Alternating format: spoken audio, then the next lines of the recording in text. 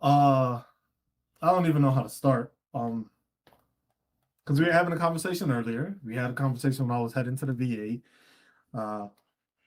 And I think there's certain issues that need to be spoken about, certain issues that, like I said, having freedom of speech is something that everybody should be afforded. There shouldn't be no reason why people are not afforded that. Everybody has the ability to listen in, and everybody has the ability to talk. Everybody has their opinion. Now, doesn't necessarily mean that everybody agrees with your opinion. But at the same time, it doesn't mean that you have to disregard others' opinions. The whole situation going into the whole beard issue. That's what started it. But the Butch, I still can't believe she really said that in a committee. But this is what started this whole trend and this whole conversation. It was just basically people talking about the issues of like a bleach blonde, bad built butch body. Now that I have it as the title of the whole stream, but it's just interesting, and it's an interesting take to get at and to look at because of the fact that it's just like, you know what, this is how society is right now. This is how society is looking at things. This is how society is. Let me just say, this is how society is now starting to portray speaking to people or speaking about people or dealing with the issues that we are currently dealing with. Instead of actually having discussions with people, it is becoming more of a name calling or a shit talking session than actually getting stuff across or getting points across or actually interacting with people to the point where what you're communicating is actually being understood, or it's not being misinterpreted, or it's not being said to be misleading, or it's not being said to be hate speech. Because like I said, the biggest issue right now is you got issues with Israel and Gaza. You got issues with the LGBT community. You got issues with the military. You got college students. I'm not gonna say rioting because they're peacefully protesting and it's their right to do so, but they're being treated as, you know, basically like looters, I guess, because you got the police showing up, you got SWAT teams showing up, you got a lot of people showing up to these issues, and it's just like, you know, it's a different take when it's like, hey, we are doing this on purpose because we support terrorists. And I don't think, I'm not going to say for all because I can't speak for everybody, but I know a lot of these people are not supporting the terrorists. A lot of these people are out there doing these marches and speaking and posting videos and all that stuff. It's because they are speaking on the children. They are speaking on the issue of innocence being caught in the crossfire, basically becoming collateral damage. Where if you see a lot of news outlets, you have a lot of news reporters and a lot of news anchors, which are grilling, and I would say grilling certain constituencies that are stating what they're stating. Basically, they are agreeing with what's going on in those places. You have the same thing with like the beard issue. You have people stating that they agree with the fact that you shouldn't be in a position of leadership because you have a beard. You have, and like I said earlier, that falls into a big realm. Like we have so many different things where people are not being allowed to speak, and it's being held back from speaking because somebody else doesn't agree with it, or because it was something that's been done before and people just see to it as like, well, it happened before, there's no issue with it. I think that's an issue within itself, because it's just like, okay, so you're saying because it happened before, it's okay to continue happening, and that's where the problem lies. Because you have people coming out, like I said, with the beard issue. That one alone is a problem. I see a bunch of I'm by a military base. I see a bunch of people with their uniforms, clean uniforms and everything, and they got their stuff. So that's one issue that is just like, they're there. They have their uniform. They're clean. They're professionally. They look professional, which, like I said, that's one word that's pretty interesting to put into terms when you say, oh, when you say a person is professional, what does that mean? What is the definition of being professional or looking professional? There's no set guideline, no set standard as to what looking professional is or acting professional is. In the case of the committee, these are our representatives, which are basically resorting to name calling in order to get somewhere. So if you are name calling somebody in Congress, how much respect do you really have? Because the thing is it's funny because it was mentioned on both sides. One was like, oh, hey, you have fake maybe your eyelashes are getting in your way of, I forget exactly. I don't remember it word by word, but she said something about her eyelashes, and that's what was causing her to speak the way she was. And then the other one retorted with the same thing. But one thing I didn't know is like when a person strikes their words, if that happens, basically they stop talking.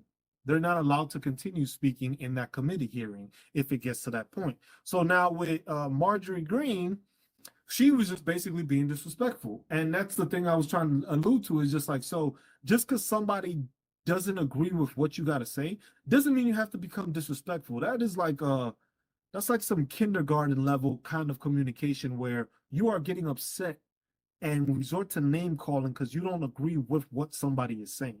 Now, if you don't agree with somebody saying, understand that you don't have to say something. It's not necessary to always say something. You can stay quiet. You can just be quiet about it and not say anything. Be like, you know what? Understood. I got it. But then there's times there's like, hey, why is it that this person is continued allowance of speaking this way? This person is a representative. This person is representing a state in the U.S. I forget what, I think is, what is she from? South Carolina, I think, or North Carolina. One of the, I believe she's from one of the Carolinas. I can't remember which state it is she's from. But you're allowing her to speak in that manner to another representative in Congress. Now, this little instance I know was heard across the world, and people have seen it. People have seen the little snippet of the interaction where they're basically yelling and the man loses control. The man don't know what to say. You got people laughing at the response of the bleach blonde, bad built butch body response. And it was just one trying to be a smartass professionally, and the other one was just trying to be disrespectful. They were both being disrespectful, but it was just the manner in which Marjorie Greene said it compared to the other representative. It's just what's her name? Jasmine. Hold on, Jasmine. Let me get her name so I get her name right. So it's Marjorie Taylor Greene was talking about fake eyelashes to another. It was a Democrat. She was talking about, okay, so she's from Texas. The Democrat is Jasmine Crockett from Texas, and Marjorie Taylor, stand corrected, is from Georgia. So they were just having a spat, and they were just going about something. And Marjorie Greene was just being disrespectful, saying, "Oh, I don't think you know what you're here for." And then she hit her with the, "Oh, I think it's the eyelashes thing," which is like, you're representing your state. So you as a state representative are speaking on another congresswoman in a negative manner. And the thing is like, that's when it comes to like standards in anything. Standards in the military, standards at work, standards at anything. You have a standard of basically not being able to talk about somebody like that or disrespect somebody in that manner while you're doing it. While you're in a committee hearing, you are not supposed to speak on or go against somebody or just like talk about features of a person while in there. Basically, you're supposed to keep it diplomatic and talk about the policy or the issue at hand. You're not supposed to attack somebody on what they said, what they're saying, or what their belief is, or whatever the case. That's not the point of being in those committees. But you have a congresswoman that believes it's okay to do that. There's no reprimand for that. And that's where it comes into, and it leads into, hey, the military, you have that issue. The Gaza issue, the Israel issue, the college students issue. When they have something to say, it's like, oh no, that's wrong. We can't listen to it. But then if it's a certain person that says it, well, she said it, we can't do nothing about it. That's when it becomes an issue. Because now you're allowing that person to continue to have that mentality. And then people see that, her constituents see that. Some of them probably may be proud of it. Some of them may not. Some of them may be proud of the Texas Texas constituents may be think, hey, that was cool of her to say that back, and maybe not. But at the same time, there's no place in that in Congress for something like that. I was like, you're supposed to be representing your state. You're supposed to be the top-notch representative, the top person in your state, that you are representing this country, and outside the world, you are viewed as, hey, you are in power for a state. Now, when you come across that manner, which one of them is saying, like, there's more to it, they continue talking, it's like, oh, she's racist, this, and that. I don't think it has to do anything with race. It just has to do with the fact that it's just like she said something she wasn't supposed to, and it was against standards. It was something that she knew she was not supposed to do, but did it anyway. Leading us to the beard issue. Service member has a medical profile that says he can have a beard. Now, having the beard, does that make you less of a professional? Does that make you less of a leader? Does that take away your ability to be responsible? Is the matter at hand here? Because at the same time, any civilian employee, because you have tattoos, does that mean you can't do your job well? Because you have an ear piercing or a nose piercing, does that mean you can't do your job well? I'm just trying, because it's like, where does the line stop? Where do we set this line? It's just like, oh, it's the military, it has its rules and regulations. I'm like, these guys are within the regulations. If they have a beard, it's because they've gone to medical, gotten seen, and it says you can have a beard. Why? Because you have ingrown hairs. And I saw a couple of people explaining it, and it's just funny because you have so many people that are so unaware of what the regulation is or what the standard is that they just go off of what somebody else says. And that's where we have the problem. Marjorie Green just thinks she could just say whatever she wants to. And then people are just like, no, we have to make sure she don't say nothing again. But then it's just like, they asked for an apology. She didn't feel like she had to apologize. So when you have the ability to speak on that level and stage, and you don't think you have to apologize, or you don't think you're ever wrong, I don't think you should be in that position. Like I said, with the whole Israel and Gaza thing, collateral damage, it's war. Got it. We were at war. We've been at war for the whole history of this damn country. We've been at war, basically. There's more years that we've been at war in the United States than we haven't been at war. So the crazy thing about it is that when we were at war, there was collateral damage. There was ongoing things. But the thing was, I never recall having the U.S. ever being charged, or even the word genocide connected to the United States when it came to war. When it was war, it was a clear-cut thing like, hey, we had these people and we were fighting these people. And sometimes when you were in Iraq or in Afghanistan, there was no clear-cut distinction between who was who. Like, some people were just regular day people. Some people might have been trying to blow you up. You didn't know the fucking difference at times. Now, Israel and Hamas, Israel and Gaza, there's a distinction there. You know who's trying to do damage and who's not. It's mostly a one-sided affair, because you see that the Palestinian people are being driven farther and farther out of the country. So it's not where it bothers me is that people are claiming that, oh, we are getting rid of Hamas. Get rid of fucking Hamas. Ain't nobody got a problem with that. Fuck them up. No problems there. The problem is what you're doing is you still pushing out people that have nothing to do with it. You're hurting people that have nothing to do with it. You're killing people that have nothing to do with it. You're destroying infrastructure. You're destroying hospitals. You're destroying universities. You're destroying all this stuff. But the problem is that then, like I said, with freedom of speech, when I try to say these things, I'll probably get demonetized. This video may get demonetized. The last one may get demonetized because of what I'm saying. Because people are just going to be like, you know what? You just hate. the Jewish community. And no, I do not hate anybody. I don't hate any race. I don't hate any culture. I don't hate any ethnicity. I just don't, I don't like liars. I don't like ignorance. I don't like people that try to take advantage of others. And that's where I make that stand that it's just like, hey, if you have a problem with Hamas, fucking destroy Hamas. No problem there. But you're doing it to innocent people. And that's where I have a problem. The other thing that most people don't like to talk about is I don't remember many times. Somebody can correct me if I'm wrong. I'm not entirely sure. The U.S. actually killing UN officials or peacekeepers while at war. It's not like it's happened one time.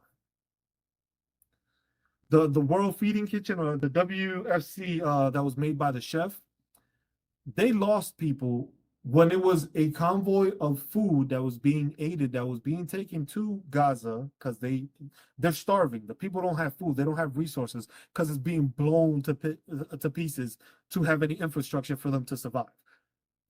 You had a UN and a peacekeeper and humanitarian, basically nonprofit, get killed trying to transport food to a location. For most people, they'd just be like, oh, it was a mistake and stuff like that. For most people in the military, it's a different thought process. Let me explain. When you go on a convoy or anything like that, you're in a war zone, even when it's tactical training, it gets explained that, hey, when you're leaving the FOB or you're leaving base or your area operation, there's a trip ticket. There's something saying, hey, this many people are leaving with this many weapons, this many sensitive items. That's happening regardless. Now, you mean to tell me that Israel did not know that there was a convoy, which is a corridor that was known for humanitarian aid, was having people cross through there, and they didn't know any better, and they ended up blowing up the damn vehicle and shooting up the vehicle with drones? Now, that's kind of ignorant to say I didn't know that, because it's like, you knew they were going through there. They had to clear it with you to go through there. It's not like, now I understand if it was just like, hey, they said, no, we just went because we just said fuck it and went. No, they cleared it with the IDF to make sure, hey, we can go through there. So now you hit a UN nonprofit peacekeeping people, because they're not tied to anything, that you knew was transporting, and you killed them. But then you just say, oh, it might have been an incident that we weren't hit. But it was aid that was hit. And then people don't realize, it's just like, well, if you stop aid from one group, the other groups are going to be like, damn, we have no safety to go there. So now they're going to keep on losing humanitarian aid because of the fact that, hey, if these people got bombed and they had it on their vehicles, basically saying, even though it was at night, still not an issue for me, because they knew they were traveling through there. You still had these people died. Humanitarian aid stopped for a bit. So now people are still suffering, which they're not getting food, they're not getting water. And this is what this nonprofit does. They just go as humanitarians to all over the world. Wherever there's a disaster or anything, they go and they take people food, their food. And not just any regular like bread, water. No, they make sure to make food of that culture in order to bring it to their people, so that their people can feel some sort of resemblance, or some sort of, okay, this can be better, or we can be better, because they bring them their own cooking, their own cuisine kind of food. It's not like a humanitarian where it's just like bread and water, here, you're good. No, these people actually cook meals where it's, hey, what Palestinians eat, that's what they take them to serve. But they got that transport got bombed. So it's just like, me saying these things and a lot of people not being aware of it, because a lot of the news ain't covering that stuff. A lot of the news is not saying those portions or those things that need to be said about these issues, because it's one-sided. Everything is just like, oh, if you speak against the IDF or anything like that, you just are anti-Semitic, which is the big word now. Anti-Semitic is the big word being used and thrown around for everything. And like I said earlier today, if we are using the word anti-Semitic for everything because you don't agree with what we're saying or you don't like being criticized, that takes away from the meaning of the word, and it falsely accuses people of being racist, or anti-Semitic. You can't just label something as, oh, I don't like this, I don't agree with you, so you hate me. Where's that line going to be crossed? Because the thing is it happens with a lot of groups. Like I said, the LGBT community, there's been people that have done that. The Jewish community has done that. Black community, minority community. There's always a community. There's always somebody that says, oh, just because you dislike my stance, you hate my kind, or you hate my people, or you hate my, and it's sometimes people have to be called out on stuff, and some things have to be said in order to provide clarity that, hey, it's not that we hate you, it's just that we don't believe in what you're saying. I have my right to say that, the same way they have their right to say that. But the thing is if I the what I'm saying right now, if somebody sees it, they're gonna be like, oh man, this guy just hates these people. And I'm gonna be like, I clarified it that this is not what I meant. I don't hate anybody. I'm not trying to hate on anybody. I'm not trying to cause hate. I'm not trying to bring hate towards any group or anything like that. But when you say it that way, people are just going to be trying to knock it down. The other thing is that with that, it's just like me, I'm a military veteran. And how I ended the last, like the little talk when I was going to the VA, it was just like, hey, the reason I said what I said is because I love this country. I love my military. I enjoyed serving this military, and I enjoyed defending and standing for this Constitution. Now, when I'm not able to talk, or when you're not able to voice your opinion, that's where it falters. That's where we have an issue with the whole Jewish community thing. When politicians are putting bills into play that basically say, hey, if you speak against the Jewish or Israel, that would be considered either a misdemeanor or a felony because you're talking against them. Now, I'm not sure how that works because of the fact that it's like, so you're saying that me speaking out against somebody because I don't agree with them would be a crime, which takes away from the First Amendment. So basically, you're going to restrict my rights as a United States citizen, a United States veteran, from saying what I have to say because I don't agree with it. That's a slippery slope. That's when we get into the issues that we have now, where things get passed, policies get passed, laws get passed, where there's nobody saying anything about it. So people just think it's okay to just continue with it. And that's not the case. And that's where we need to realize that, hey, something needs to be said to these people. Somebody has to have that conversation. The thing is if when you try to have a conversation, the first thing they do is get offended and they don't agree with you and you just hate them, then you'll never be able to have a conversation with people because they don't allow you to get to a level of professionalism, as they like to say, the word of the day, I would say. But that's also where that's where it ties into the military. That's where it ties into the military and this whole thing with Master Sergeant Parker. If y'all don't know, y'all probably can search it on Reddit. Just Google it. His face will probably pop up. The issue being that he is trying to fight the system when it comes to beards and talking on the issue, where he was denied his position, a position of leadership, because of the fact that he refused to cut his beard and retake his picture. Now, in the case of that, that's just discriminatory. I don't really know how else to put that. There's no other way to say that. And a lot of people won't agree with that. A lot of people will say, no, that's not real. No, that's not true. It was just like, but if somebody says something to allude to the fact that it's like, yes, I discriminated on you because you had a beard, but then it's okay. We go back to the Senate, the Congress. You know you weren't supposed to say it, but you said it anyway, and you knew you were saying it just to be disrespectful, knowing that you shouldn't have, but you did it anyway because you knew nothing was going to happen to you. That's why we have the issues within the military at times, because people are no longer afraid to say what they have to say. People no longer are hesitant to speak on the issue. this generation, like I said in the talk earlier, which I'll leave that as another episode of just me driving and doing it. But every generation always says the next generation is worse. So it's always there. It's always says. And the thing is a lot of the people, the thing that people don't understand is like with these new coming generations, each generation is becoming better than the last. The last one doesn't want to admit that. They want to be the crown jewel, but they don't want to admit that they're getting surpassed. I know for a fact this next generation is going to be better than my generation. Why? Technology has a factor in it.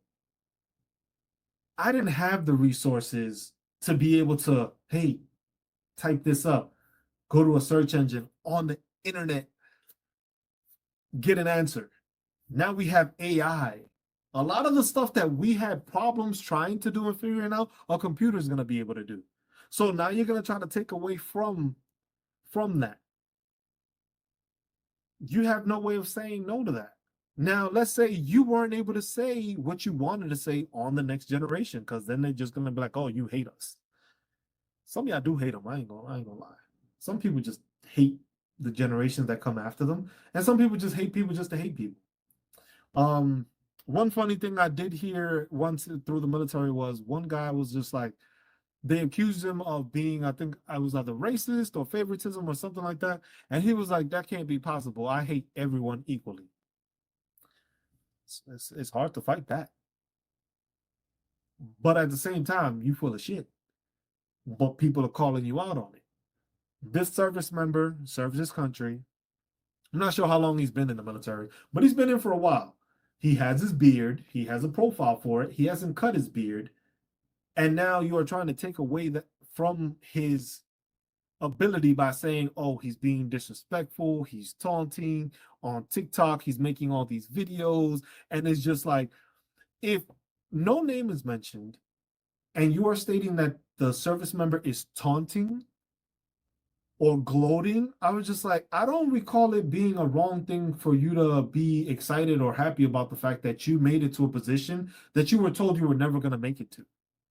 Now, if somebody tells you, oh, you're never going to amount to anything, and you amount to more than they ever did, damn right you're going to gloat about it. Damn right you're going to feel proud about it. Now, the issue is like, oh, it was in military uniform and stuff like that. I was like, this man talks about his time in the military. I've spoken about my time in the military while on the podcast, different situations, different scenarios. I just had somebody reach out to me because they were just like, hey, man, I see you doing good outside the military, and it makes me feel a lot easier knowing that I know you, I can talk with you, and I can get information from you because you always helped out while you were in. I haven't spoken to this guy in like 2.5 years. And this guy just reached out to me for that.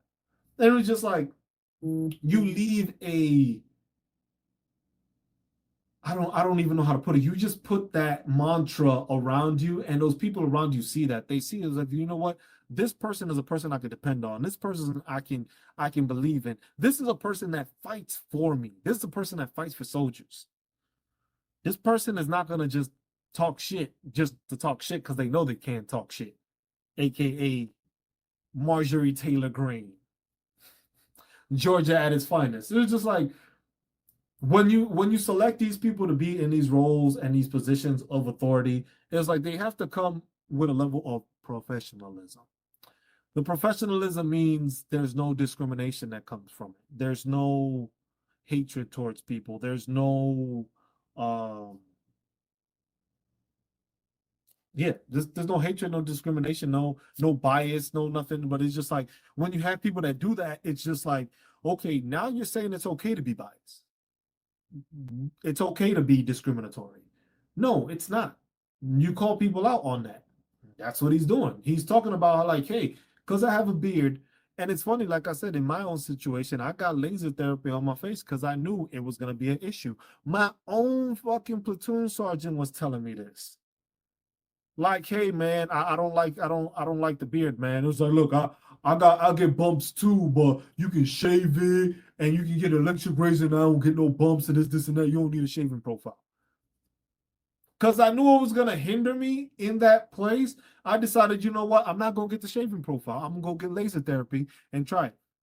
What that should do? I got an uneven beard now, and I got scars all over under my chin that are covered by my hair because of this laser therapy. Because I chose to get laser therapy instead of going to get a medical profile that said, hey, you can grow your beard because we know you grow ingrown hairs. Now, that leaves the discussion of like, hey, if people are being discriminated upon because of their beard, what else are people being discriminated upon? Because the thing is, the conversation isn't being had about there's discrimination going on. The conversation being had is like, hey, let's tear this guy down so he doesn't look legitimate, so that it looks like he wasn't supposed to be there in the first place. Mind you, he had already served in a first sergeant position. He's already done the job elsewhere. He just didn't have the diamond or the actual rank and position of it. But he was doing it at a lower position and did a great job at it. So because the person didn't want to cut their beard and take a picture, they were upset about it. And then we go into that sergeant major that blatantly said out in a video, if a soldier showed up to my promotion board, which I was holding it, and they had a beard, I would kick them out. So that sergeant major just confessed about being discriminatory because of a person's beard. Because the issue is like he says, I have a beard, I have a shaving profile, and I shave. So when you have leadership like that basically you have a medical profile that says you're allowed to grow it, but you go against it and shave anyway, you think you're above everything at that point. Because basically you are given a profile saying that you don't have to shave, but because you don't think it looks professional, you shave it anyway. So what was the point of getting the profile in the first place? So that you can grow your little beard when you wanted to? Or when you choose to, because you're a sergeant major? Is that how that works? Because then the thing is there's other things like the professionalism. I haven't seen any soldier not be professional because they have a beard. Some soldiers are just knuckleheads. It doesn't matter if they have a beard or not. But if you're basing it off of, hey, this person has a beard, he's not going to be a good leader, we fall into a slippery slope there. Because then the thing is if you have these people in leadership, who else have they denied positions? I myself have witnessed when it comes to women in the military, where some women were outperforming their male counterparts. But why didn't they get the position? Because they were a female. That's discrimination also. We don't talk about it though. That's one of those things that's just like, hey, when I go against and I talk about the military, people are just like, oh, Cruz, you just bitter. You didn't make it in the army. Or whatever. I've been told so many things, just like, oh, you're just a hater. You just like, you weren't amounting to anything while in the military. And it was just like, I love when people say that because it's just like, they don't know my story. They don't understand that I progressed in the military faster than a lot of people ever have or ever will in the military. Before they started just promoting people to promote people, I was getting promoted before those steps were in place. I was a non-commissioned officer for 5 out of the 10 years I served. Out of those 5, 4 of them I served as a staff sergeant. One as no, actually no. I got that. Let me backtrack. 7 of the years I was in the military, I was an NCO. 5, I came in as an E3. So I came in as a PFC, got a waiver to specialist because I was doing battalion DTS and battalion schools as an E3 when it's supposed to be a sergeant first class or a staff sergeant doing it. So I got my waiver at 18 months. After that, 6 months later, I got promoted to sergeant when I went to the board and they already knew I had the responsibility and I can hold it. After that, I waited the year and a half or 2 years that you needed to before you can go to staff sergeant, and then I was a staff sergeant ever since that. So I spent 5 years as a staff sergeant out of the 10 years I was in the military, and then 7 years out of the whole time as an NCO, which a lot of people can't say that with the time that they spent in the military. But that's just like, I didn't get discriminated upon. They saw the hard work. Now, would I be able to say I would be able to accomplish the same thing if I hadn't grown a beard? Or if I did grow a beard? I can't say that. But I know I've seen people get discriminated upon because they had a beard. There's a bunch of sergeant majors that, and people can tell you the stories, even if it's people that was like in older eras, the different eras, they can talk about the issue of, hey, you had a beard? Well, I need you in my office and I need you to bring your profile so I can check to make sure that you are within regulations. The regulation don't change. The profile may, because it depends on how bad the person has bumps. Because it basically says in the regulation that you can have it up to 1/8 of an inch. You're supposed to allow it to grow 1/8 of an inch or up to 1/4 of an inch. The reason why as 1/8 of an inch, and I saw someone explain it, was due to the fact that when you shave, even though if you cut it shorter than that, your hair can still curl back into your skin, which causes those razor bumps. Pseudocystis, I can't even say that word, pseudocystis or something. The problem with razor bumps, ingrown hairs, that's what it basically is. That's why it's the 1/8, so that people can cut it to that point. The 1/4 is basically, hey, that's the maximum you can grow it to. Doesn't mean you have to grow it to 1/8 of an inch. That is what's the basically like, it's like the recommended amount, so that way they know it doesn't curl back in. If you cut it shorter, chances are you're gonna get more bumps. The thing is depending on who you are, depending on who your leadership is, it might differ for you. They might accept the fact that you have a shaven profile, and some of them will just not like you for it. And the thing is nothing matters with that. But then when it comes to talking about professionalism, like I said, the word of the day, it's the fact that you have overweight NCOs. You have NCOs that have gotten DUIs or continue to drink and have issues. You got people that have beaten their spouse, beaten other people. You have people that can barely pass their APFT or their ACFT, whatever the hell they want to call it, and update it to. That's not professional. If you can't meet the standards, that's basically a failure for professionalism, at least in my eyes, because everybody can claim what professionalism is for them. So for some people, it's having a beard isn't professional. For me, it's just like, hey, if you can't pass your PT test, if you don't look good in your uniform, if you can't actually lead soldiers, that's part of the professionalism, because that's what you signed up to be, was a professional. As a non-commissioned officer or as a officer or commissioned officer, you are there to lead. You are there to be a professional. So when you're dipping in the building, which by regulation you're not supposed to, that's against regulation, first off. But that's professional looking when you have somebody chewing dip or walking around that fifth with a damn spit dip in their mouth. That you call that professional, but you draw the line at beards. But then you have people, those same people that you want to go up against can pass their PT test, do their job with no issue. But then the people that don't do their job and are overweight, can't pass their ACFT, those are the people that it's okay. But beards is a problem. Like I said, it goes into the question, it's just like you're discriminating on people for that, but it's not spoken about.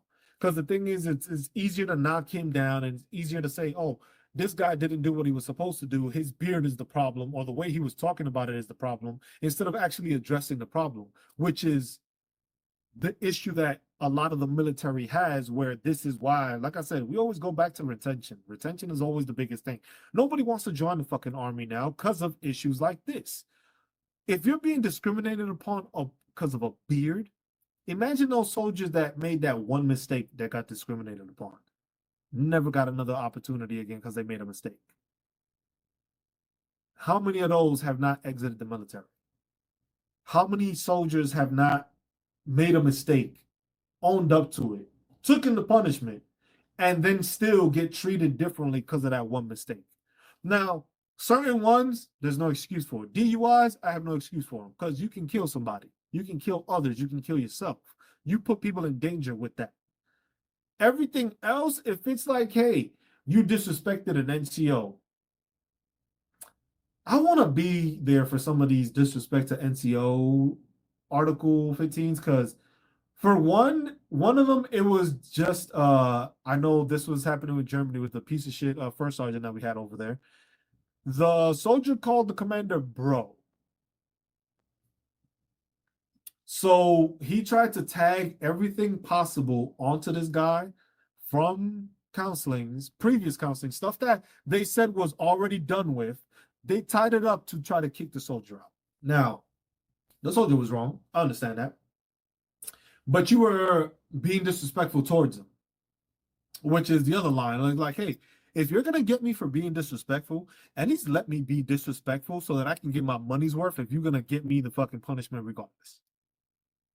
Because it's like, if you found that to be disrespectful and I didn't even say anything, you didn't hear the worst part of it, or you haven't heard the worst part of it. But people don't understand that. And it's like it loops all the way around back to Marjorie Greene Taylor. You being disrespectful in a committee hearing just because you can be, just because you want to be, but it doesn't get addressed. You having a beard and them saying that you can't get the job because of it, if you don't say nothing, it doesn't get addressed. If you are a female that is outperforming their males and still doesn't get looked at the same position because you're a female, that is something that needs to be addressed. If you are being said that you are committing genocide or you are committing war crimes, that's something that needs to be addressed. It's not that people are trying to brush it under the rug. It's not that people hate you for what you do. Nobody hates you because you're a female. Nobody hates you because you're a male. Nobody hates you because you're a beard. Nobody hates you because you're Jewish. Nobody hates you because you're black, white, Chinese, Asian, African, South American, from the North Pole, even though I know there's nobody there. There's no country that claims the North Pole or ethnicity that I know of. Because, hey, you can believe in what you want to nowadays. But the disrespect that's still being placed and being allowed is what causes these issues. The issue that we're not able to talk to people and resort to the fact that it was like, hey, some things just need to be said. There's certain things that I've said that I've probably messed up. There's things that I know I haven't been right about, but then I've felt and I've corrected myself because I've seen, okay, you know what? Somebody, so-and-so said this.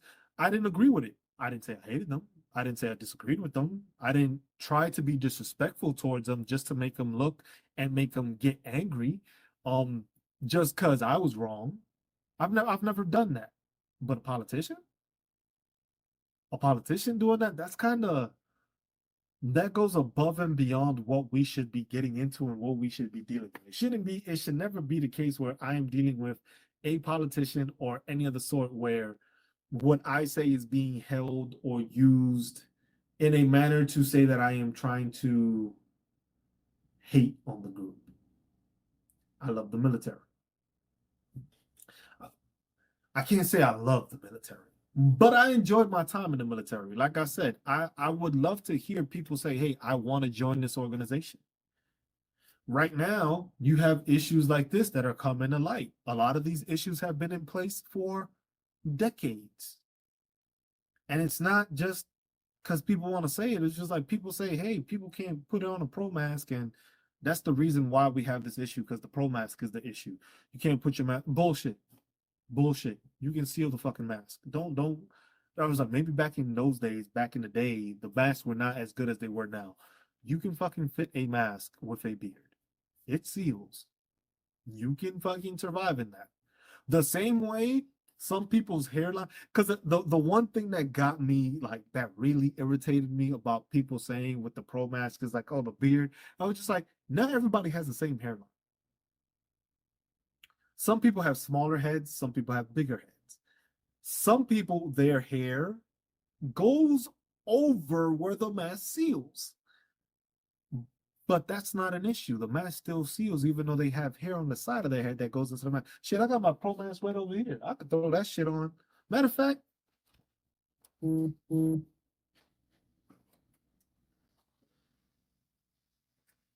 gonna do this.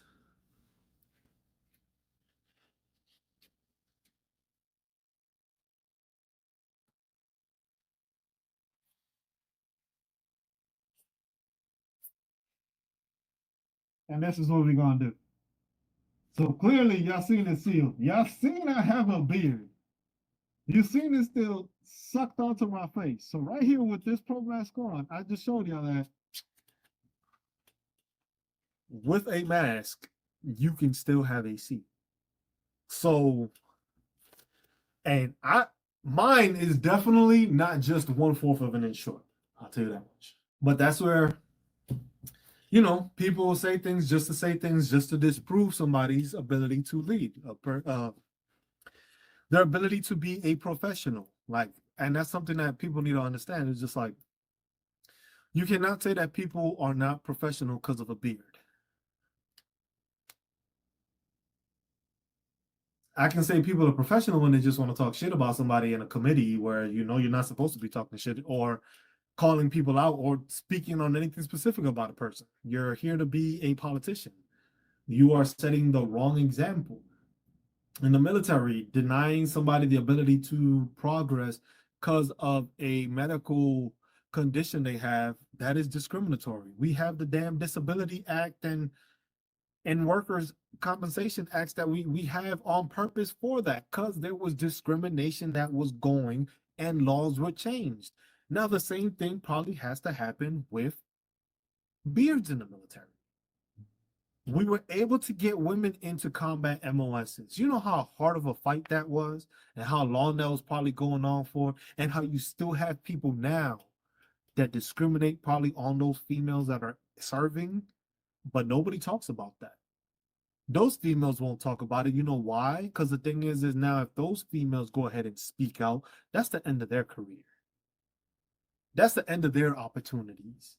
I was like, oh, you called me out and say I was discriminatory. I was like, well, what are we gonna do? We're gonna send you on this mission, or we're gonna send you to another unit. You ain't gonna be a part of this unit. You may be combat qualified, but yeah, we don't want you in position of leadership. Now, don't get me wrong, some leadership is open to it, not all. But that's a form of discrimination that doesn't get spoken about. Now, if you are a female and you are trying to progress, and your ability to take care of things, your responsibilities, your capabilities are being denied just because you are a female, that's a problem. Same thing with a beard, that's a problem. If all those things are being tied into you, basically saying that this is the reason why you have this issue, or this is the reason why we don't want to put you in front of anything, any formations or any company or anything like that, because you don't want to cut your beard. I don't understand how that's not like a equal opportunity complaint being put in there. But what did they do? They counseled them for taunting and for gloating about getting a position. It was just like, the man is excited. You have the right to be excited. The problem with the military is sometimes it's like they expect you to just be a robot. People have feelings. Everyone has feelings, whether they like to admit it or not. Do we agree with them? No. Do we hate them because we don't agree with them? No. But when people start making it seem that way, that's where we have those issues. That's where it's hard to get with people and communicate with people and get things together, where it's like, you know what? There should be no reason why you have these issues with people. Should be no reason why you cannot do your job because of that. I just showed y'all. You can fit into one of those things with a beard, and this motherfucker out of regulation like crazy. You can fit into it. Is that an issue? No. Is that a problem? No. But y'all making it a problem. Y'all make it an issue. Y'all make it that, oh, this has to be taken care of, or this has to be said in order to say something. But if something doesn't get said, people think it's okay. People have a right to freely protest. They're not inciting a riot. They're not causing damage. They're peacefully protesting. Now, if we can't peacefully protest, we have issues. If we can't talk on the issues, we have issues. If we can't have a discussion on issues, we have issues. If we can't sit down as people and talk straight to face about something and say like, oh, you're against this, you're against that, and it's just like, yeah, that's a problem. Because if you feel like you are being attacked with everything that is being said about you, then that says a lot about you. It's not that you're being attacked, it's just that you feel like you're being attacked with everything. That says a lot about you. You understand it and take it as, oh, these people are against me. No, we just disagree with you. There's a difference between being against somebody or disliking somebody and disagreeing with them. The thing is the way society is right now, it's difficult for people to actually disagree with somebody without them thinking that they're being attacked. Like I said, all the different groups, all the different communities that are fighting for rights, fighting for equality and stuff like that, it's an uphill battle. Yes, there are people that dislike you. There are people that actually dislike these groups, that hate these groups. And then there's people that just don't agree with what you're saying. And the thing is there has to learn, or there has to be a way to differentiate it so that will be established that. Because my ability to have free speech is something that should not be taken away from me. I should be allowed to say what I want to say. But at the same time, if I'm wrong on something or something is not agreed upon, we should have a discussion about it.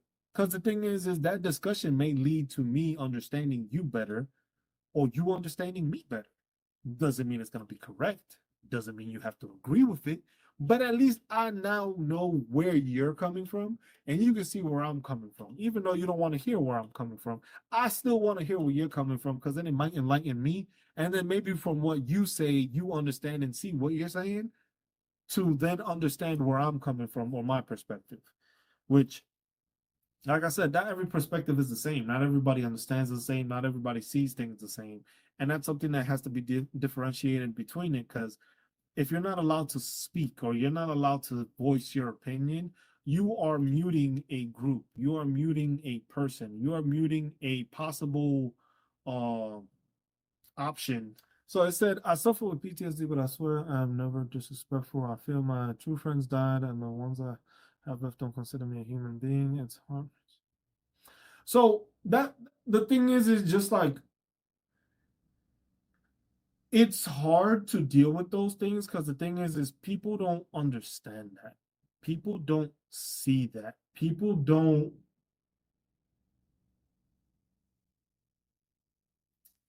understand the fact that it's just being able to talk to somebody is something that people don't understand. Hey, Average Ginger, I'm here. You can talk to me. I'm here. I have no problem with talking to people. I'm always here to have a helping ear or talk to people and just like hear them out and just like, hey, give them a shoulder to speak on and stuff like that. Because the thing is just like it's difficult in cases like that. You bring up a good point where a person with PTSD can be discriminated upon because you say you have PTSD, and that's wrong. And that's what I'm saying. It's just like this. That's like how the whole conversation is going. It's just like the discriminatory factors that come towards certain people because of a certain thing is something that needs to be taken away. And it's not that anybody dislikes you. It's not that somebody's going against you. It's the fact that, hey, you have these issues that people don't realize. People don't notice that this is ongoing for you. People don't realize and pay attention to that fact. Sometimes some people are just so self-centered that they don't care about it. And that's a problem with society now. But it has to be spoken about. Something like that, you need to be aware. You have to be able to speak on it. You have to be able to speak on your PTSD so that people understand it. Some people, like I said, some people are just too thick-headed to understand and don't want to understand.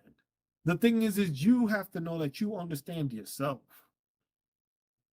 Not everybody's going to agree with you. A lot are going to disagree with you, but you got to say what you got to say regardless. Some people are going to be offended. Some people are going to feel disrespected. Some people are going to understand what you're saying. Like I said, with the whole margarine green and the military and all that stuff, some people agree with that issue. Some people agree with the fact that what's happening is happening, and some people don't. In your case, it's just like, hey, the military gives you that camaraderie. The military gives you that family that you didn't have, or it gives you a whole new family. But when you start discriminating on certain people within that family because of the way they look or something like that, that's what messes up the military. That's what taints it as a bad organization. It's a great fucking organization because if you hear everything, every veteran, it's the people they miss. It's not the organization. It's not the fucking military. It's the people. You always miss the people. But when you start talking bad about it, it's just like, oh, you're unpatriotic, you're a communist. Um, what else have I been called? I can't even think of it. But I've been called a whole bunch of shit just because when I speak on a bunch of these podcasts and these episodes, it's just like me talking about issues that I had with the military. This is something that's difficult. It's hard to take care of yourself and take care of others when you have discrimination against you. When some people that have gotten out, like I said, the the friend of mine that reached out to me, I haven't spoken to him in 2.5 years. He reached out to me because it's like, look, man, it's an uphill battle when you're trying to fight for soldiers and always trying to do right by the soldiers. But the leaders that be and the people above you in position just try to make it seem like you're the bad apple because you're fighting for soldiers. So then you get discriminated upon because you're the guy that actually fights for the soldiers. So they avoid you. They don't try to put you into the thing for that.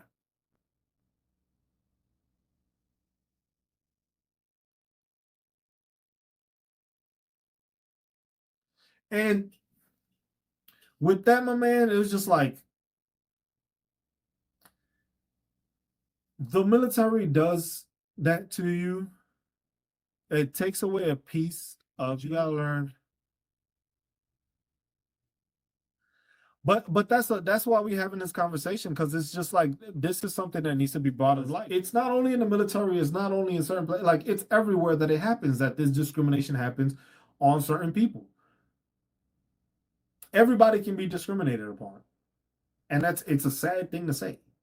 It's a hard thing to say that everybody can be discriminated upon. Soldiers get discriminated upon by so many things. And some get selected by the wrong things.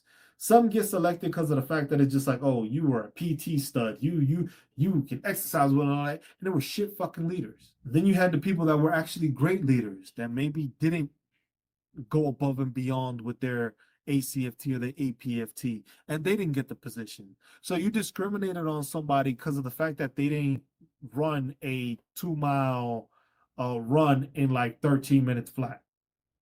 That's another form of discrimination, but that doesn't get spoken about. That doesn't get mentioned. People don't resort to that because it's just like we're not going to talk about that because oh this guy's makes the army look good. And that's what I think the problem is just like trying to make people look good that's causing this issue. People are trying to be made to look good instead of actually helping the people that need the assistance or giving people the opportunities of that. So that's something that people need to understand. That is just like, yeah, I'm not knocking you. Well, I am kind of knocking you, but I don't dislike you for it.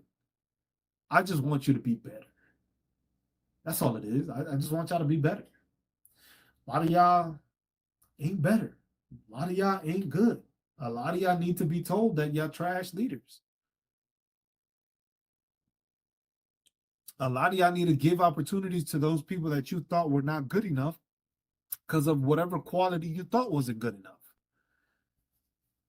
The instance with me when I was in Hawaii, I was put into the position of platoon sergeant and I got two people promoted that if it weren't for me sending them to the board when I was the platoon sergeant sitting in, they would have never gotten sent to the promotion board. Why? Because the person that was in charge didn't think they were ready. They thought they weren't ready. Even though they didn't observe them, they didn't actually counsel them, they didn't pay attention to anything that they were doing, they just thought they weren't ready. But they did everything they had to. They executed when they had to. Everything that was asked of them was done. They led their soldiers and all that. And it's just like one thing I gotta say when it comes to situations like that, you deal with people in the military, and you have to understand that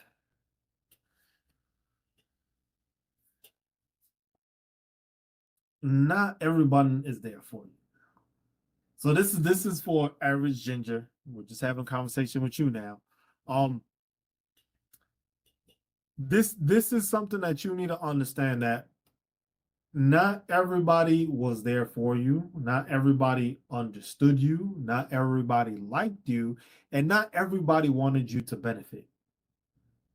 That's something that I think it's hard to deal with, because you thought people had your back. You thought people,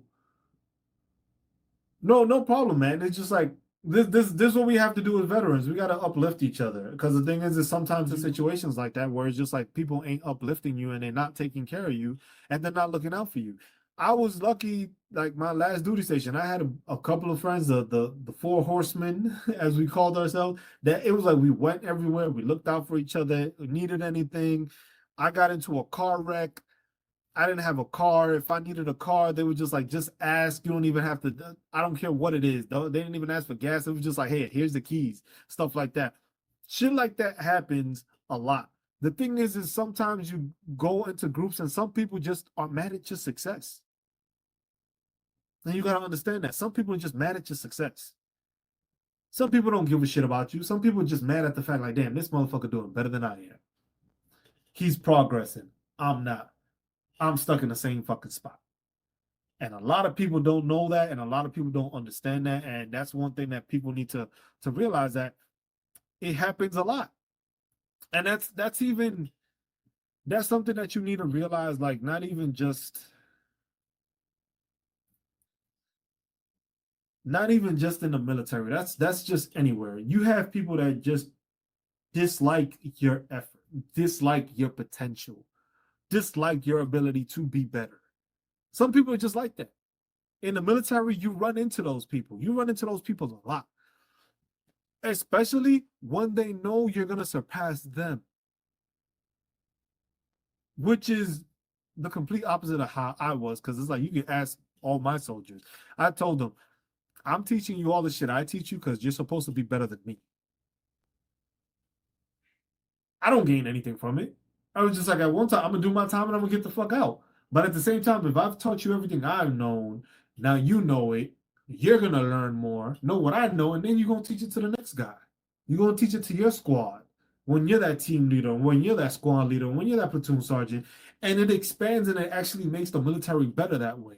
Why? Because I'm not trying to downgrade you. I'm trying to build you up so you can build the people around you. Because I got that from that deployment. I was just like, the people around me, I didn't fuck with all of them. But it brought me closer to them, even though I didn't fuck with them. And that's something that you need to realize. It's just like, hey, you are doing what you got to do. You take care of yourself. Don't give a fuck about anybody else. Fuck them. Like that's how he just told me. I'm gonna have him on this. I'm gonna have him on this podcast at one point. He just straight up told me, fuck him. That's what he told me. That was his guidance. That was his mentorship. When I was doing what I was supposed to do, I was making sure to execute, taking care of everything, and I was being micromanaged, and I was about to lose my shit. He just told me, fuck him. Do what you got to do.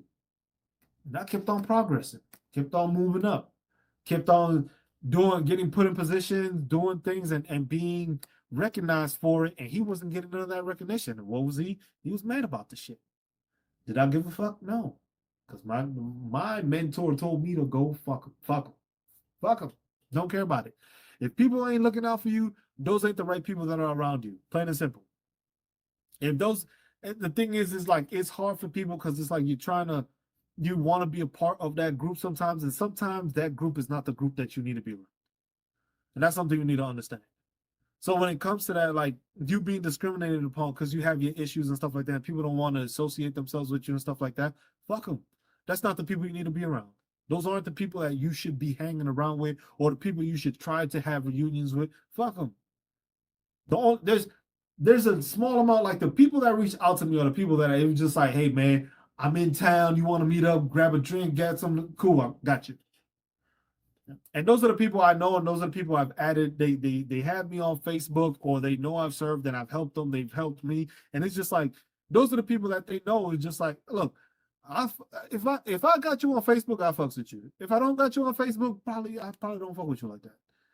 But Either we had a bonding moment or something like that where it's just like, yeah, you cool. Now, from all of that group, I'm not gonna say I'm just gonna go, oh yeah, I'm gonna quit plans to make sure to hang out with them. But some of them is just like, oh, I'm in town. Where, bro? When? Where we gonna be at? And that's it. But it's you understanding that it's just like, look, you have what you went through. You are dealing with stuff. You gotta make sure you take care of that. Gotta make sure you take care of yourself. This isn't the first conversation I've had with people. I've had a couple of these conversations on Twitch where I've had people just like reach out and just like, hey, I had one person just come out and say, like, I need somebody to talk to. We had somebody here on this channel. It's crazy how you seem like how I am and everyone I know in person are fucking super different. The thing is just like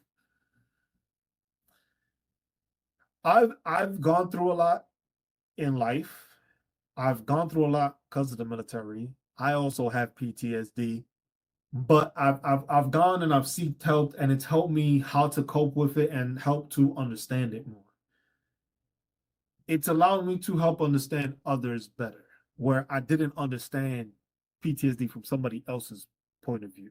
With being diagnosed with it, getting treatment for it, it allows me to see it in a different light. Me, I think outside the box and I think differently. And that's why a lot of people gravitated towards me because I didn't do the this is my way or the highway shit. It was just like, look, you got an option, we gonna try it. That shit works, we gonna tweak it and we gonna run with it. And so if we can get home faster and it's done right the first time, I'm all for it. I ain't about taking shortcuts and the shit is gonna be fucked up and we gotta do it again. Ain't about that life.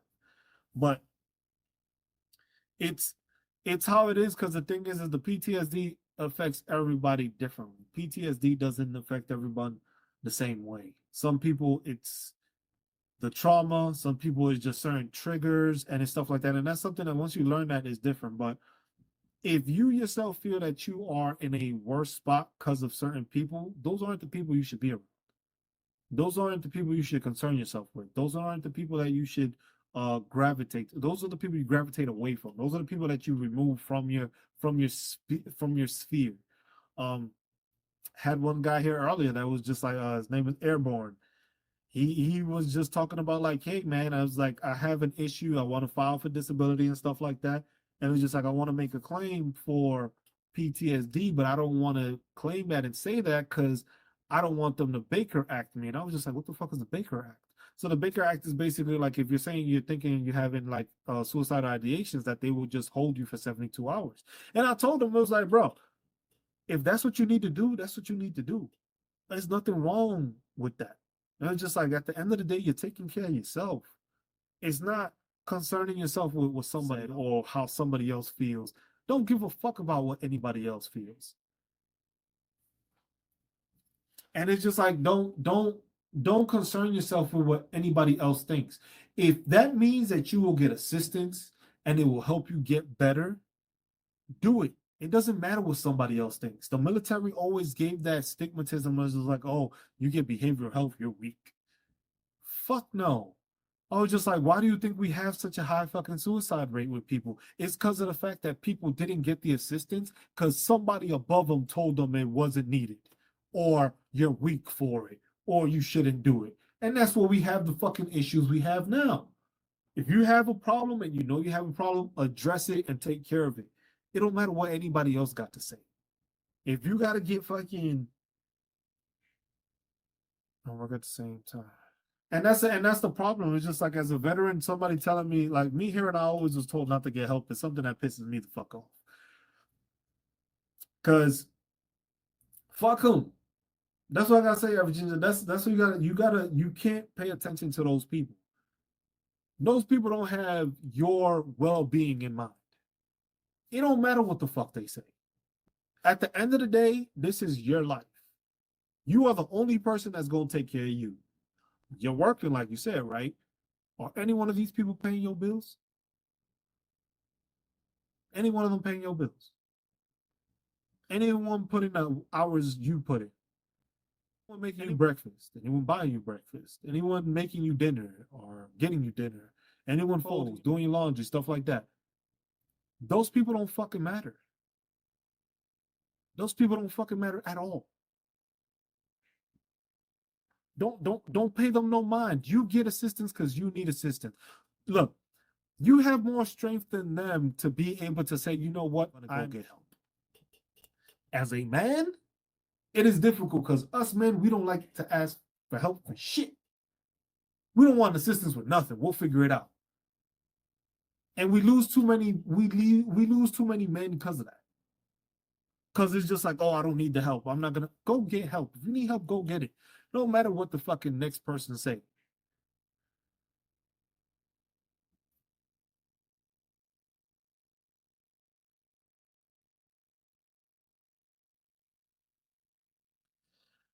The thing is there's resources with that. You can take FMLA if it comes to it. Or just try to take a leave or take some time to go get seen or do what you have to do. Don't take it upon, don't rely on somebody else. You're the only person that can take care of yourself, man. You're the only person that can take care of yourself. Nobody else is gonna take care of you. Nobody else looks out for you. You're the only person that can do that.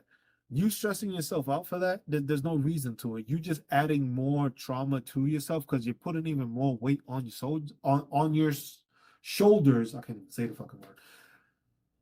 You're putting more weight on your shoulders by adding stress that's unnecessary. And that's one thing, like going to therapy and stuff like that. You start realizing and you start getting that information. And it's like certain things you just can't control. Certain things you got to take care of yourself. Somebody can assist you with it. It's not always going to work. It's not always going to be beneficial to you. But you have to go through the motions to learn where you need to be, what you have to do, what you have to achieve.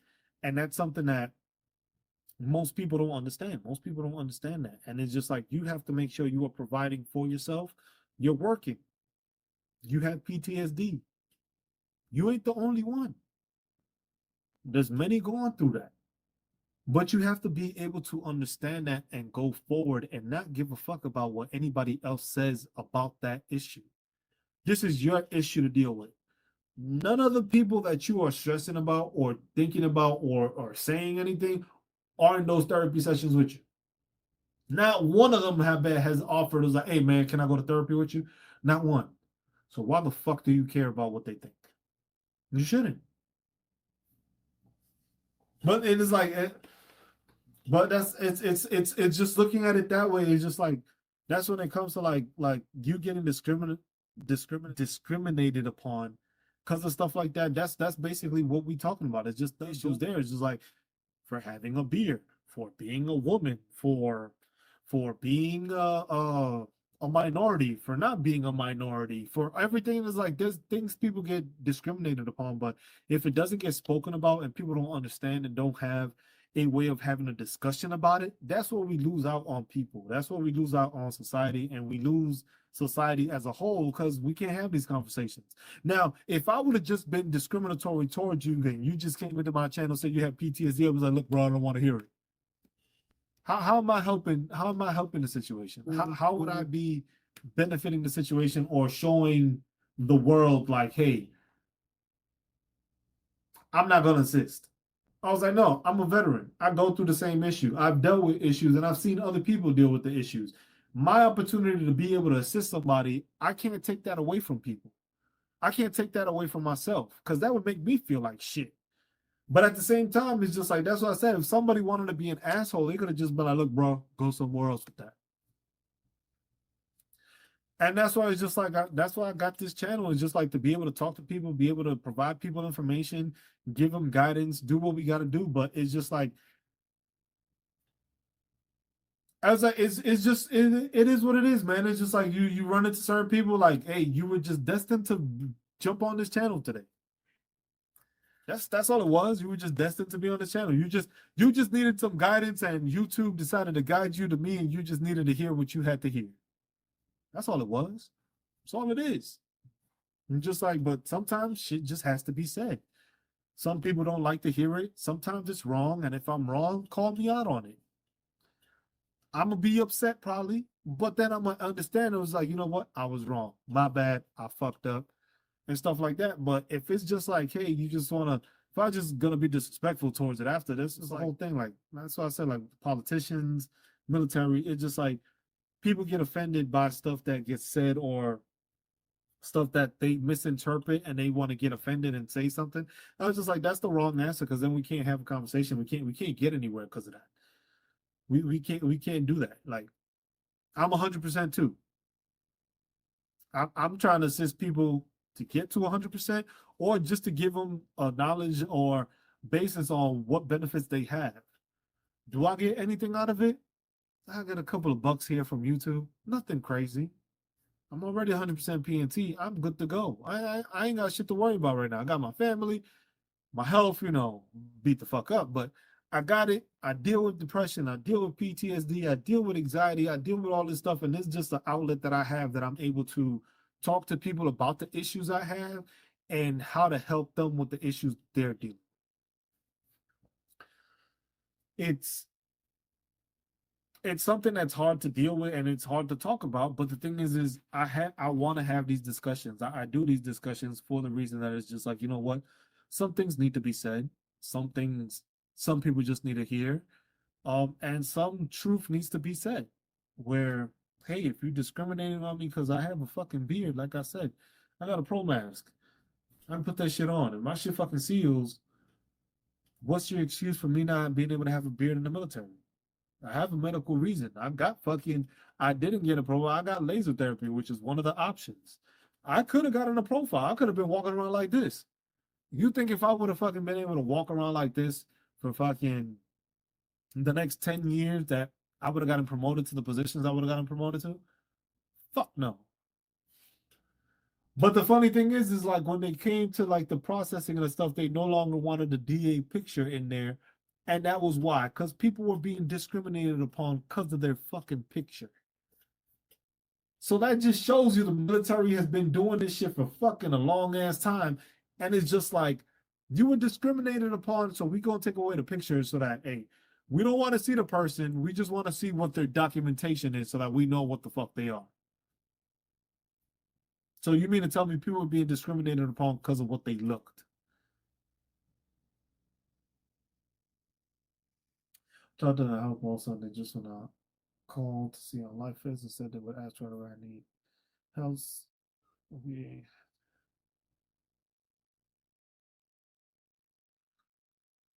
That's why it was like I've been helped like I've helped countless people.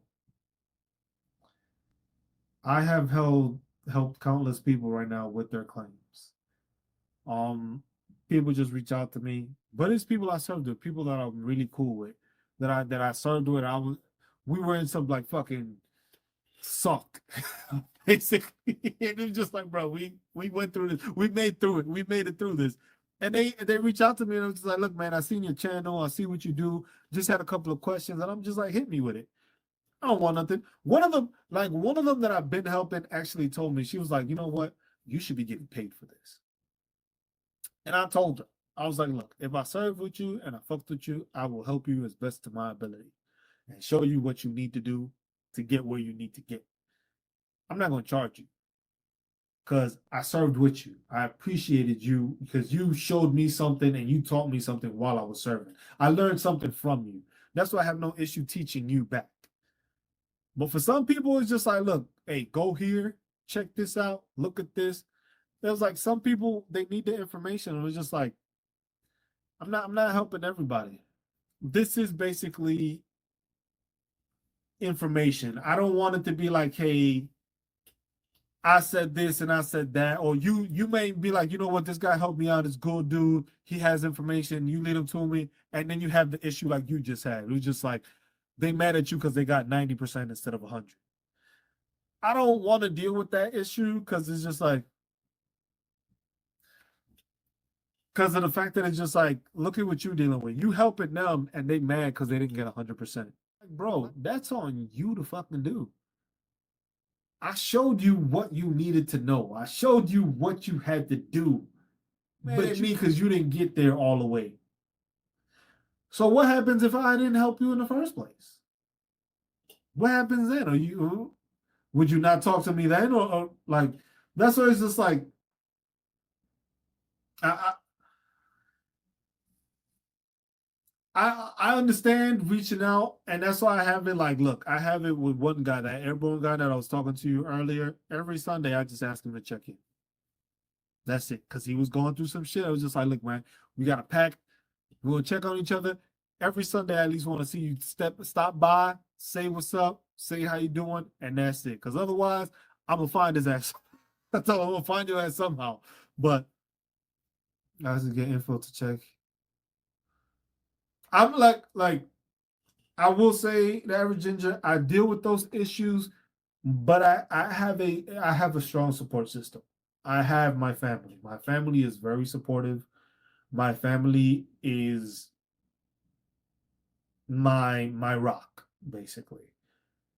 My wife, my kids, my mom, my sister, fucking cousins, they are my support system. I have a support system that allows me to be able to get myself out of those black holes. And I know you understand what I mean, those black holes.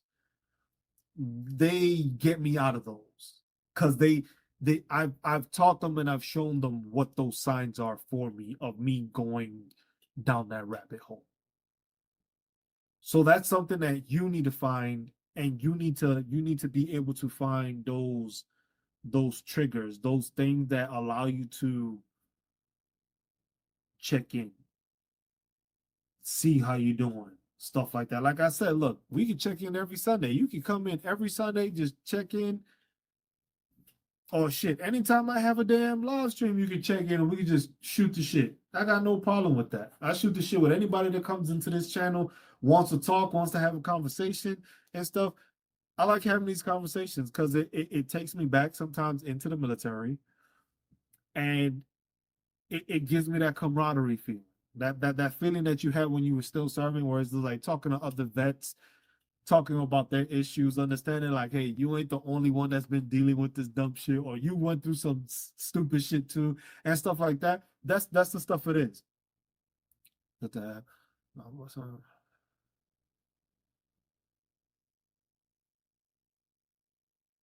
hey man, that's one thing you gotta. I tell you this, you don't have to tell you don't have to speak on everything to your wife. Certain things that are hard to speak on. There's certain things that are hard to be able to clarify because they may not understand. But the thing is you have to be able to show and tell your wife, these are my signs. You don't have to tell her everything, but you have to let her know how to identify what's going on with you. It's not I have to, because I don't tell my wife everything. PTSD, the shit I deal with, the depression, I don't tell her everything. But she knows, I've told her what the signs are and she's recognized them, and that's what helps her assist me. So that's something you have to make sure you clarify with your wife. And it's just like, this is like, there's certain things that go through my head that I can never explain. I can't put into words. But when you see this, or you see this going on, this is what's going on, and this is how you got to look at it. So that's something you need to keep in mind. Keep that in mind. There's just something. It's just something that it works for me. I'm not saying it'll work for you. It's just, hey, it's a possibility. It may assist you in a way. But yeah, there's a bunch of stuff that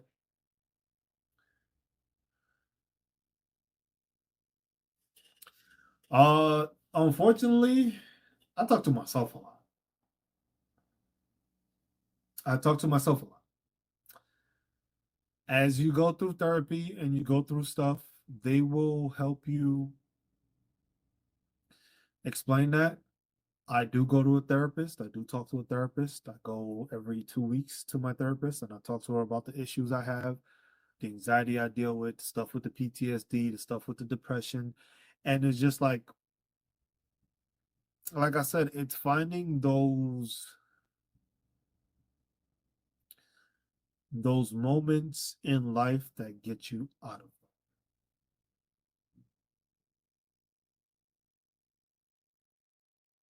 That's the best way to put it. Those moments in life where you are happy. are not concerned with other issues, are able to tune out everything else that's going on in your life. It's it's hard because it's not easy dealing with the issues on your own. Sometimes you got to reach out to somebody. Sometimes, like I said, you have your wife. If you have, like I said, you have issues like those night terrors and stuff. The problem is with those night terrors is like they don't go away. Even when you talk about it, you don't go away. But it's just like you have to find a way to.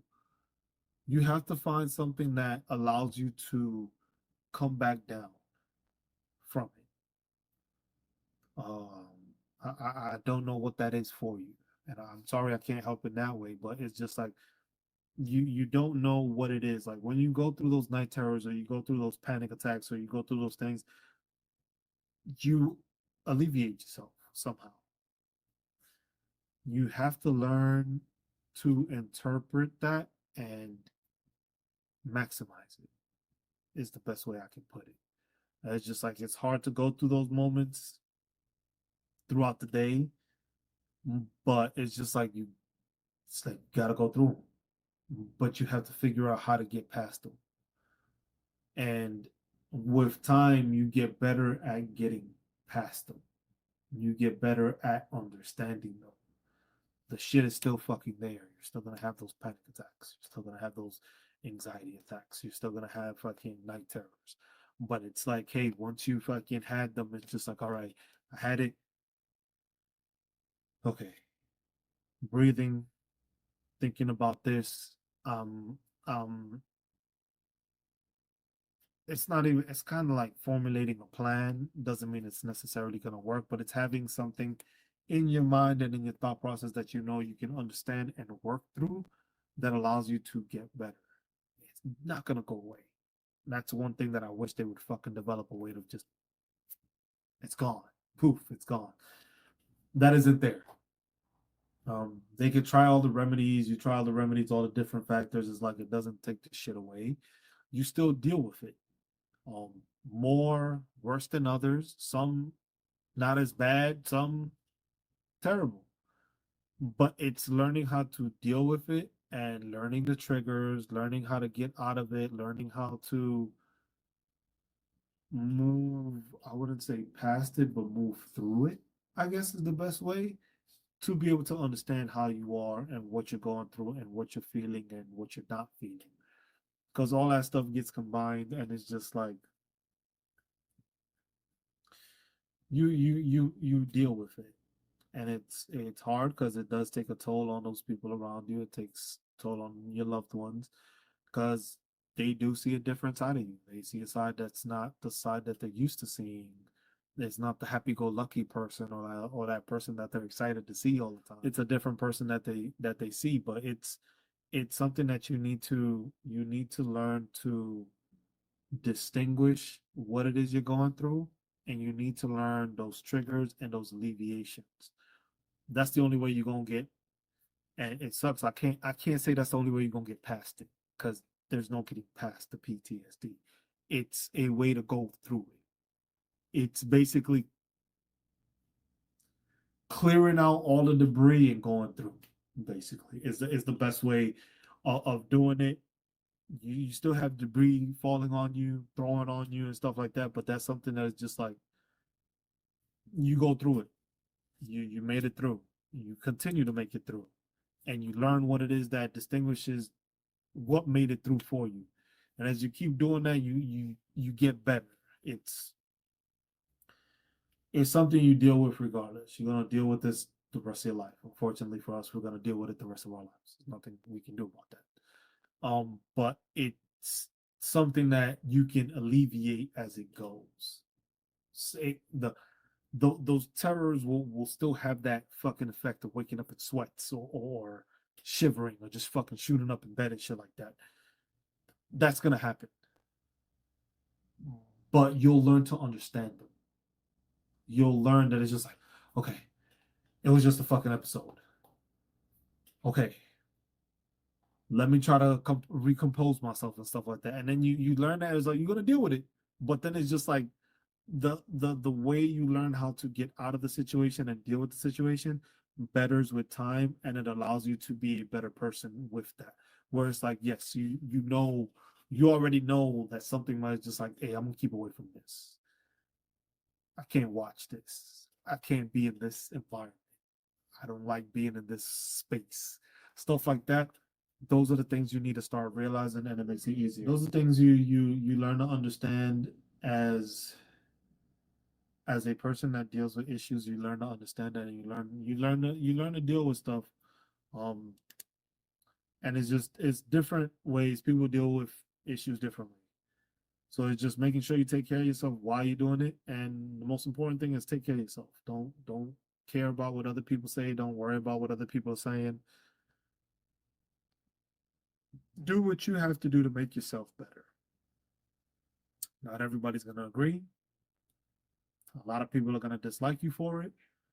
A lot of people are gonna be mad about you for it or mad at you for it. But at the same time, you got to take care of yourself, and that's the most important thing you can do, and will always be able to do. Always make sure you take care of yourself. Don't do anything otherwise, and just go about it that way. But I really don't have much to say because that just made me go through it, like through the motions of the stuff, like how I deal with it. Uh, but yeah, it's hard because like we've been talking about, it's hard when you get discriminated upon because of those issues that you deal with. A lot of veterans get that negative stigma already because it's like, oh, you're a veteran, you were at war, you like, you know what I'm saying, like it's hard because it's like it's those factors that are there, but that's something that needs to be spoken about. We have to have those conversations with people about it. Like, just because I'm a veteran doesn't mean I can't function. Yeah, I'm not 100%. I am beat up. I am hurt. My bones don't feel the same. My mentality is not the same, but I still function. I can still be a asset to society, the same way I was an asset to the military. And it's just not being able to do things because of the discriminatory factor is what causes these issues and causes it to be a, a difficult topic to go over and difficult topic to deal with, because PTSD is one of those big things that people don't understand and they don't look at it the same way. Same way having this beard, same way being a minority, same way being a majority, same way being a female. Like all those different things is just like you have to keep those in mind, and those things always process themselves and they always create other things. But at the end of the day, you got to make sure you're taking care of yourself and fight for yourself. You have to be able to speak for yourself. The fact that is like, hey, you have the ability to speak, you have the First Amendment to be able to speak. It was created for a reason because people were being silenced. And the thing is we still have people that are still being silenced, and they're fighting through it, and they're trying to get better at it, and they're trying to be better people, and they're trying to assist other people that need assistance that don't have the voice or don't have the capabilities or don't have the resources to speak. So I'll end it on that note. We'll make this another part of an episode. We'll keep all of this in there.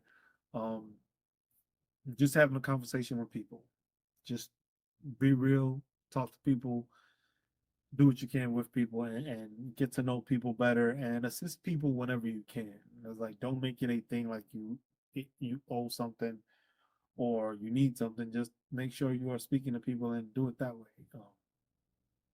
But yeah, we'll leave it at that. We'll end, I guess, this episode of this iteration of this little chat or bleach blonde, bad built, butch body, as Democrat Jasmine Crockett put. But we got to call people out on stuff. Make sure you're saying what you got to say. Don't hesitate to say it. Don't be quiet about the situation, and don't just disregard people because of what they're going through. Everybody has feelings. Everybody has something they've gone through. You can't disregard it. You can't judge a book by its cover. You got to know what's going on and be able to have a conversation with people in order to get to where you're getting to, or to be able to assist people to where they're getting to. But besides that, we'll call it quits for now. Love y'all. Take care. Average Ginger, thank you for stopping by. Thank you for that conversation. Hope you continue to be well. Hope you continue to progress. And I thank y'all for it. Just Cruz, signing out. Peace.